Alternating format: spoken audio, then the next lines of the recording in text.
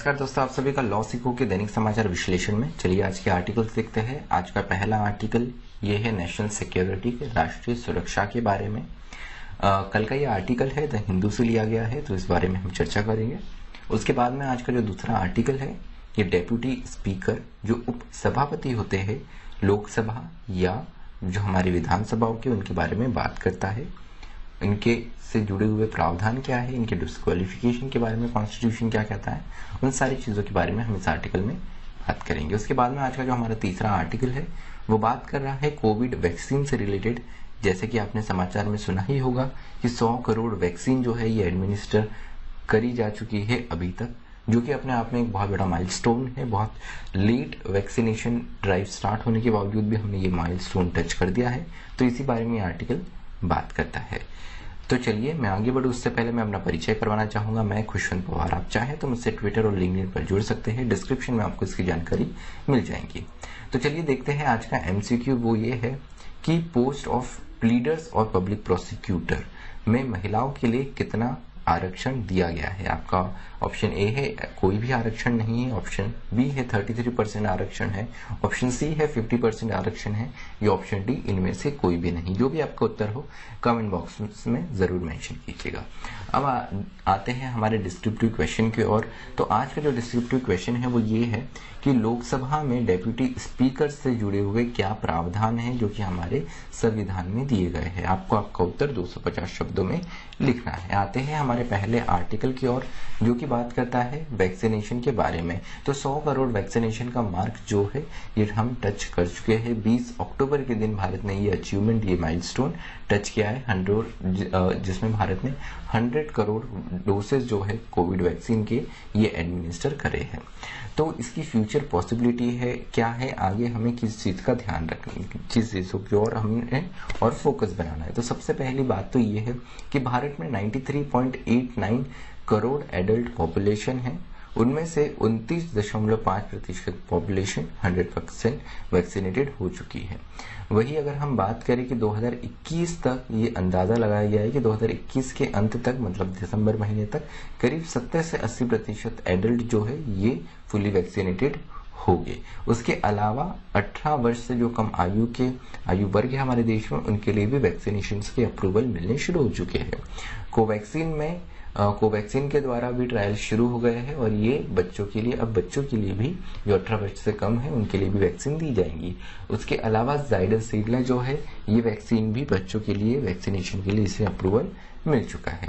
उसके अलावा अगर हम देखें तो जिन्हें जनवरी और फरवरी में 2021 में कोविड वैक्सीन लगी थी, मतलब जो हमारे फ्रंटलाइन वर्कर्स इन्हें सबसे पहले वैक्सीन लगी थी, इन्हें अब बूस्टर डोज देने की तैयारी भी सरकार कर रही है। उसके अलावा यहाँ पे बताया गया इस आर्टिकल में कि सरकार को कोविड-19 के जो प्रोटोकॉल्स हैं इन्हें बनाए रखने की आवश्यकता है। उसके अलावा appropriate vaccination has reopen the gate of economic activities, कि वैक्सीनेशन के चलते ही सरकार ने कोविड नियमों में थोड़ी यहाँ पे लचीलापन दिया है। उसके चलते हुए हमारी जो आर्थिक गतिविधियां है, लगभग वो सारी आर्थिक गतिविधियां शुरू हो चुकी है। उसके अलावा यहाँ पर भारत ऑलरेडी डेल्टा वेरिएंट से जूझ चुका है, इसका सामना कर चुका है, जिसके चलते हुए जो वर्स्ट फॉर्म था कोविड का ये हम ऑलरेडी फेस कर चुके हैं। मतलब हम वर्स्ट फॉर्म से जा चुके हैं। अब हमारे पास में जो रास्ता है ये इतना डिफिकल्ट नहीं होगा, जो कि हम ऑलरेडी फेस कर चुके हैं। उसके अलावा यहाँ पर महत्वपूर्ण बात ये ध्यान देने की जरूरत है कि हमारी 31.4% जो पॉपुलेशन है ये 18 वर्ष से कम है, जिनको अभी तक वैक्सीनेशन जो है प्रभावी रूप से शुरू नहीं हुआ है। तो इस आयु वर्ग पे ध्यान देने की आवश्यकता है। उसके अलावा क्या रीजन है कि हमें सेलिब्रेट करना चाहिए 100 करोड़ का मार्क। सबसे पहली बात तो ये है कि इंडिया वो कंट्री बन गई है जिन्होंने सबसे फास्टेस्ट वैक्सीनेशन ड्राइव चलाया है। भारत के अलावा केवल चीन ही है जिसने ये 100 करोड़ का मार्क टच किया है। उसके अलावा अगर भारत की स्थिति हम देखें तो मिड जनवरी में भारत में वैक्सीनेशन कार्यक्रम चालू हुआ है। उसके अलावा एक और समस्या ये कि वैक्सीनेशन का रॉ मटेरियल कम होने के बावजूद भी हमने ये मार्क बहुत जल्दी से अचीव किया है। लेकिन जो हमारी बची हुई पॉपुलेशन है उससे भी वैक्सीनेट करना उतना ही जरूरी है, इसलिए जरूरत है कि यहाँ पर रॉ मटेरियल की अवेलेबिलिटी पर भी हम ध्यान दें। उसके अलावा अगर प्रेजेंट पेस अगर हम देखें तो यहाँ पर महत्वपूर्ण बात हमको ये पता चलती है, the present pace of doses run somewhere between 20 to 60 lakh every day. मतलब हर दिन यहाँ पर 20 से 60 लाख तक लोगों को वैक्सीनेशन की डोसेस दिए जा रहे हैं, जो कि अपने आप में एक माइलस्टोन है। चलिए अगला जो आर्टिकल है जो कि कल के न्यूज़पेपर से लिया गया है, तो सबसे पहला आर्टिकल बात करता है नेशनल सिक्योरिटी पॉलिसी के बारे में, राष्ट्रीय सुरक्षा नीति के बारे में। तो यहाँ पर अगर हम देखें तो national security policies has undergone significant changes in last 2 decade of 21st century. 21st century अपने आप में काफी आधुनिक है, जितने बदलाव हमें इस सेंचुरी में देखने को मिले उससे पहले हमें कभी देखने को नहीं मिले थे। तो नेशनल सिक्योरिटी पॉलिसी जो है, हमारी राष्ट्रीय सुरक्षा जो नीति है, इसमें काफी बड़े बदलाव हमें पिछले कुछ समय में देखने को मिले हैं। और उनमें से एक बड़ा बदलाव ये है, बड़ा डेवलपमेंट ये है कि अभी साइबर अटैक्स जो कि वर्चुअल माध्यम से होते हैं, ये अपने आप में एक बहुत बड़ा शस्त्र, एक बहुत बड़ा वेपन बन चुका है, जो कि गरीब से गरीब देश के पास में भी मौजूद है।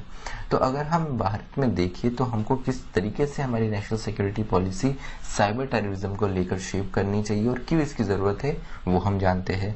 तो सबसे पहले अगर हम बात करें तो साइबर वॉरफेयर जो है, ये जीडीपी पे भी डिपेंड नहीं रहता है, ना ही उस देश की इनकम या दूसरी कैपेबिलिटीज पर। जैसे अगर उदाहरण के लिए अगर हम देखें तो उत्तर कोरिया जो है, उत्तर कोरिया बहुत छोटा सा देश है, जीडीपी बिल्कुल बड़ा नहीं है और ना ही ये इतना संपन्न देश माना जाता है, लेकिन इनके पास में साइबर वॉरफेयर के लिए अच्छे खासे वेपन्स मौजूद है, जिसके चलते ये बड़े से बड़े देश को, बड़े से बड़े विकसित देश या अर्थव्यवस्था को हिला के रख सकता है। तो ये साइबर वॉरफेयर ऐसी चीज है जो कि जीडीपी या आर्थिक स्थिति पे बिल्कुल भी डिपेंडेंट नहीं होता है। जिस तरीके से अगर हम पास्ट में देखें, हम पिछली शताब्दी में देखें, तो जो देश जितना संपन्न है उसके पास में उतना ज्यादा वॉरफेयर होता है, लेकिन साइबर वॉरफेयर में ये उस मानक पर, उस स्थिति में खरा नहीं उतरता है। यहाँ पर साइबर वॉरफेयर और इकोनॉमिक कंडीशन का कोई भी रिलेशन नहीं देखने को मिलता है अगर आज की स्थिति में हम देखें तो। उसके अलावा नेशनल सिक्योरिटी पॉलिसी में अभी बहुत से चेंजेस लाए गए, इसमें ड्रोन्स, रोबोट, सैटेलाइट और एआई को जो है कवर किया गया है। उसके अलावा यहाँ पर और भी चीजें ओवर्ट और कोवर्ट ऑपरेशंस को भी सम्मिलित करने की बात की गई है। उसके अलावा अगर हम देखें तो बाइलेटरल साइबर कॉन्फ्लिक्ट जो है वो काफी डैमेज कर सकते हैं। जैसे उदाहरण के लिए बताया गया है कि मुंबई में इलेक्ट्रिसिटी शटडाउन हुआ था, तो इसके पीछे बताया गया था कि चाइना का बड़ा रोल है। चाइना के साइबर अटैक के कारण ही मुंबई में ये स्थिति देखने को मिली थी। साइबर अटैक के चलते हुए मुंबई कुछ टाइम के लिए इलेक्ट्रिसिटी मुंबई में जा चुकी थी, जिसके चलते हुए काफी नुकसान हुआ था। तो सेना के द्वारा जो युद्धों में जितना आर्थिक नुकसान नहीं होता है, इस तरीके के वॉरफेयर में उससे ज्यादा आर्थिक नुकसान होता है, इसलिए ज्यादा खतरनाक माने जाते हैं। उसके अलावा national security policy will have to list down the asset that need to be protected and possible opponents who could attack the same.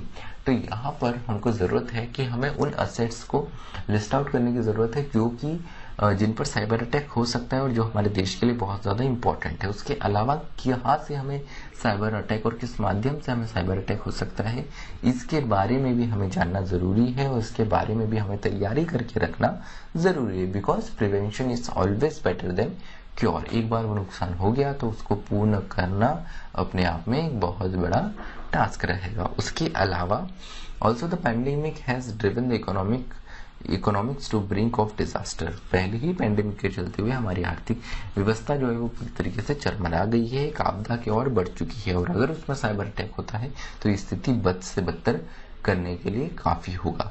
उसके अलावा एनएसपी में कुछ न्यू प्रायोरिटीज बताई गई है, जैसे sea water, immunity medication, hydrogen fuels, thorium से nuclear reactor तैयार करना, एंटी कंप्यूटर वायरसेस तैयार करना, ये सारी चीजें भी एनएसपी जो है नेशनल सिक्योरिटी पॉलिसी, इसमें सम्मिलित करने की आवश्यकता है। उसके अलावा agenda shall be critical of new technology emerging in cyber space. तो यहाँ पे साइबर स्पेस में भी हमारी न्यू टेक्नोलॉजी, न्यू प्रौद्योगिकी को तैयार करने की आवश्यकता है। उसके अलावा मल्टीलैटरल जो ट्रीटीज हो रही है, इसके चलते हुए आज की स्थिति में अगर हम देखें तो आज के जगत में कोई किसी का उस तरीके से अलाइज नहीं है या दोस्त नहीं है जिस प्रकार से पहले हुआ करता था, ना ही हम किसी को परमानेंट दुश्मन कह सकते। तो अभी जो राजनीतिक स्थिति है ये काफी ज्यादा चेंज हो चुकी है। उसके अलावा यहाँ पे बात आती है कि एनएसपी में हमें रिसोर्स मोबिलाइजेशन की ओर भी ध्यान देना चाहिए। एफडी इंटरेस्ट रेट बढ़ाने की आवश्यकता है। उसके अलावा जो लोन इंटरेस्ट रेट है ये कम करने की आवश्यकता है, जिसके तहत हुए लोग इकोनॉमिक एक्टिविटीज में बढ़ चढ़ के पार्टिसिपेट करें। उसके अलावा अदर वे ये है कि जो मैन्युफैक्चरिंग और प्रोडक्शन ऑफ गुड्स है इनको और इंसेंटिवाइज किया जाए, जिसके तहत चलते हुए डिमांड में बढ़ोतरी आई। उसके अलावा printing of extra money to combat demand shortage could be a solution for counter taxation. तो टैक्सेशन कम करने के लिए हमें एक्स्ट्रा मनी जो है ये प्रिंट करने की आवश्यकता है। उसके अलावा the aim will be to minimise the inter sectoral impact due to lack of resources at time of crisis. तो टाइम ऑफ क्राइसिस के टाइम पे हमारे पास में हमेशा एक बैकअप प्लान रहना चाहिए, एक मिनिमम इंटरसेक्टरल इम्पैक्ट रहना चाहिए, जिससे रिसोर्सेज अगर कोई ऐसी स्थिति बनती है तो हमारे पास में रिसोर्सेज कम ना हो, इस और ध्यान देना चाहिए। चलिए अंतिम आर्टिकल की ओर बढ़ते हैं, जो कि डेप्यूटी स्पीकर जो उपसभापति होते हैं लोकसभा और विधानसभाओं में, उनके बारे में बात करता है। तो हाल ही में उत्तर प्रदेश की जो सरकार है इन्होंने उत्तर प्रदेश के जो विधानसभा है यहाँ पे न्यू डेप्यूटी स्पीकर का नामांकन यहाँ पे चयन हुआ है। ये डेप्यूटी स्पीकर बने हैं नितिन अग्रवाल, जो कि समाजवादी पार्टी के चुनाव चिन्ह पे 2017 में जीते थे। उसके बाद में ये बीजेपी में शामिल हो गए। इन्होंने एसपी छोड़ के समाजवादी पार्टी छोड़ के बीजेपी में शामिल हो चुके हैं। अब यहाँ पे इनके एंटी डिफेक्शन के बाद में ये मामला गया स्पीकर के पास में। स्पीकर ने एंटी डिफेक्शन का जो मामला था ये रद्द कर दिया और इनकी सदस्यता बरकरार रखी है और इनको अभी भी एसपी का मेंबर माना गया है। और इसी बीच यहाँ पर बीजेपी ने जो रूलिंग गवर्नमेंट है उनके मेजॉरिटी होने के चलते हुए उन्होंने नितिन अग्रवाल को यहाँ पर समाजवादी यहाँ पर डेप्यूटी स्पीकर जो है वो चयनित करके दिया है। सिर्फ कुछ ही महीने शेष है उत्तर प्रदेश इलेक्शन को, उसके बावजूद भी ये चयन किया गया। तो अपने आप में काफी प्रश्न चिन्ह खड़े किए गए कि स्पीकर ने ये जो कदम उठाया है इसके पीछे क्या कारण है और ये कितना न्याय संगत है। लेकिन यहाँ पर जरूरी ये हो जाता है कि ये सारी चीजें तो ठीक है, ये तो रिसेंट मुद्दा है, लेकिन हमारा संविधान क्या कहता है, हमारे देश का जो कानून है वो क्या कहता है इस बारे में। तो हमारे देश का कानून में हमें कॉन्स्टिट्यूशन में देखने की आवश्यकता है आर्टिकल 93 और 178। आर्टिकल 93 और 178 जो है वो डेप्यूटी स्पीकर की बात करता है, जो कि आर्टिकल 98 बात करता है कि संसद में पार्लियामेंट में डेप्यूटी स्पीकर होने चाहिए। As soon as possible speaker के साथ में डेप्यूटी स्पीकर का भी इलेक्शन जरूरी है। वही 178 जो है वो विधानसभा में स्पीकर और डेप्यूटी स्पीकर के चयन की बात करता है। उसके अलावा अगर हम देखें तो जिस प्रकार से वर्डिंग है कॉन्स्टिट्यूशन में, हमारे संविधान में स्पीकर और डेप्यूटी स्पीकर के इलेक्शन को लेकर अगर हम उस वर्डिंग को देखें तो अभी तक जो परंपरा चलती आई है उस हिसाब से जो पहला सीटिंग रहता है, जो पहला सेशन रहता है, उस पहले सेशन में ही यहाँ पर डेप्यूटी स्पीकर और स्पीकर को चयनित करना जरूरी होता है। जिस तरीके की परंपरा चलती आ रही है हमारी जो संसदीय प्रक्रिया है। लेकिन अब अगर हम देखें तो ये जो हमारी करंट लोकसभा है इसमें अभी आपको जैसे पता है हमारी स्पीकर तो ओम बिरला है, लेकिन अभी तक किसी को भी डेप्यूटी स्पीकर नहीं चुना किया गया है हमारी लोकसभा में। तो यहाँ पर सेकंड सेशन तक भी लेट नहीं करना चाहिए यहाँ पर इलेक्शन के लिए या नाम चयनित करने के लिए, ये आर्टिकल में बताया गया है। उसके अलावा अगर बात की जाए तो आर्टिकल 95(1) जो है वो बताता है कि डेप्यूटी स्पीकर को वो सारी शक्तियां होती है जो कि स्पीकर के पास में होती है। अगर स्पीकर मौजूद नहीं है तो स्पीकर के पास जो सारी शक्तियां है वो सारी शक्तियां जो है ये डेलीगेट हो जाती है डेप्यूटी स्पीकर को। मतलब डेप्यूटी स्पीकर का भी यहाँ महत्व उतना ही महत्वपूर्ण और जरूरी हो जाता है। उसके अलावा पैरा 5 जो है 10th शेड्यूल का वो कहता है कि deputy speaker has to leave his affiliation with political party on virtue of being elected as deputy speaker. तो 10th शेड्यूल कहता है कि जब आप डेप्यूटी स्पीकर बन जाए तो उसके बाद में आपको जो पॉलिटिकल पार्टी है जिससे आप इलेक्ट होकर आए हैं, जिसके चुनाव चुनने पर आप चयनित होकर आए हैं, उसके तरफ से आपको बायस होना नहीं, आपको निष्पक्ष रहने की आवश्यकता है। लेकिन आप अगर पार्टी छोड़ते हैं, डिफेक्शन करते हैं, तो आप पर भी वही सेम कानून अप्लाई होगा जो किसी ऑर्डिनरी एमएलए या एमपी पे होता है। मतलब आप सदन की सदस्यता, सभा की सदस्यता खो देंगे। अब बात ये आती है कि भले ही आप फिर वापस आपकी पार्टी रिज्वाइन करें, लेकिन आपका डिस्क्वालिफिकेशन जो है वो माना ही जाएगा और आप अपने पद से भी यहाँ से हाथ धो देंगे। उसके अलावा बात यह है कि जुडिशरी का इस बारे में यह क्या कहना है। सुप्रीम कोर्ट में अभी तक यह ऐसा कोई मामला गया नहीं है। हालांकि दिल्ली हाई कोर्ट ने यहाँ पर बताया है कि delay in the appointment of deputy speaker जो है, अगर आप डिले करते हैं डेप्यूटी स्पीकर के अपॉइंटमेंट में तो ये वायलेशन होगा आर्टिकल 93 का। उसके अलावा ऐसा कोई भी प्रेसिडेंट सुप्रीम कोर्ट के द्वारा अभी तक सेट नहीं किया गया है। उसके अलावा ये भी बताया गया है कि experts opine that court does not have power to inquiry into subject. Experts की माने तो उनका कहना ये है कि इस प्रकार से किसी भी बात में स्पीकर जो है इनका, यहाँ पर अगर हम देखें तो महत्वपूर्ण बात ये बताई गई है कि कोर्ट की दखल अंदाजी या कोर्ट का कोई ओपिनियन यहाँ पे मायने नहीं रखता। कोर्ट के अधिकार क्षेत्र में ये नहीं आता है, क्योंकि आर्टिकल 122(1) जो है इंडियन कॉन्स्टिट्यूशन का, ये कहता है कोर्ट को प्रोसीजरल जो कंडक्ट है पार्लियामेंट की, इसमें दखल अंदाजी नहीं करनी चाहिए। तो चलिए, नट शेल में ये पूरा एक आर्टिकल था डेप्यूटी स्पीकर और उनकी पावर्स के संबंध में। और आज का हमारा जो विश्लेषण है वो ये समाप्त होता है। टेलीग्राम और इंस्टाग्राम के माध्यम से आप हमसे जुड़ सकते हैं और अधिक जानकारी के लिए आप लॉसिको की वेबसाइट www.lawsico.com भी विजिट कर सकते हैं। मुझे सुनने के लिए आप सभी का धन्यवाद। Thank you. Stay tuned to लॉसिको।